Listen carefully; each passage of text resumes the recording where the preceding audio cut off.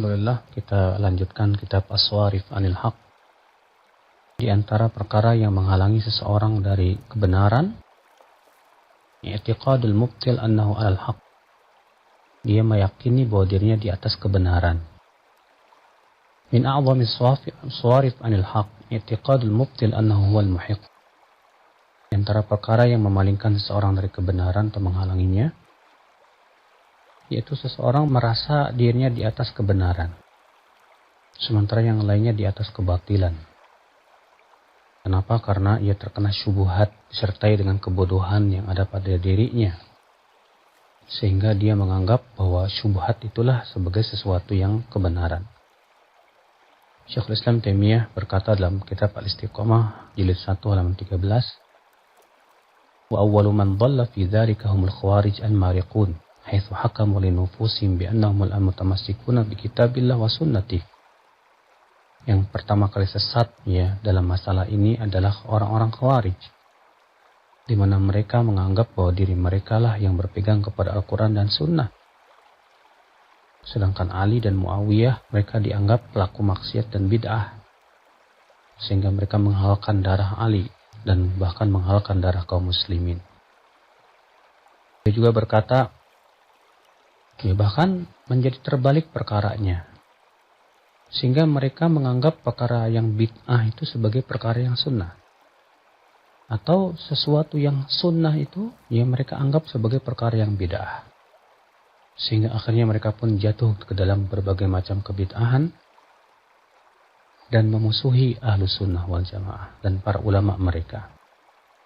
Dan ini ada kemiripan dengan orang-orang Yahudi dan Nasrani, di mana orang-orang Yahudi dan Nasrani, Allah menyebutkan mereka dalam surat Al-Baqarah ayat 111, wa qalu la yadkhulal jannata illa man kana hudan aw nasara. Tilka amaniyuhum qul hatu burhanakum in kuntum shadiqin. Mereka berkata, tidak akan masuk surga kecuali orang Yahudi dan Nasrani saja. Lalu Allah mengatakan, itu adalah angan-angan mereka saja. Katakan kepada mereka, kemarikan bukti kalian jika kalian orang-orang yang benar. Allah juga berfirman dalam surat Al-Maidah ayat 18, wa qalatil yahud wan nasara nahnu abna'ullah wa ahibba'u. Berkatalah orang Yahudi dan Nasrani, kami ini anak-anak Allah dan orang-orang yang dicintai oleh Allah. Lihat, mereka orang-orang Yahudi dan Nasrani menganggap kaum muslimin di atas kebatilan, dan bahwasanya mereka lah yang akan masuk surga. Sementara mereka tidak punya bukti yang kuat sama sekali yang ilmiah yang menunjukkan akan kebenaran pendapat mereka itu. Wa ajab min hadha anna ba'dha man la ya'rif haqiqata madhhabi yansib mukhalifahu ila al-bid'ah kal waqifah. Yang lebih mengherankannya lagi, orang yang tidak mengetahui tentang hakikat kebid'ahan mereka itu malah menisbatkan orang yang menyelisih mereka sebagai ahli bid'ah. Ya, karena saking tidak fahamnya tentang hakikat yang mereka pegang itu. Ya, dan syubhat begitu sangat kuat di hati mereka. Maka dari itulah, saudara-saudaraku sekalian, kalau seseorang sudah merasa bahwasanya dia di atas kebenaran tanpa ada bukti yang nyata, tapi hanya sebatas syubhat saja disebabkan oleh kebodohannya, biasanya akan sulit sekali untuk mendapatkan kebenaran.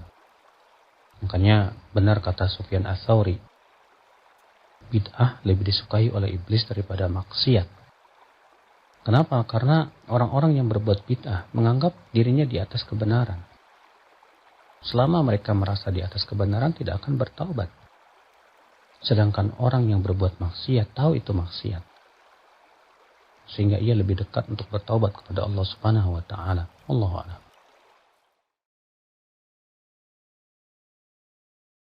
Oh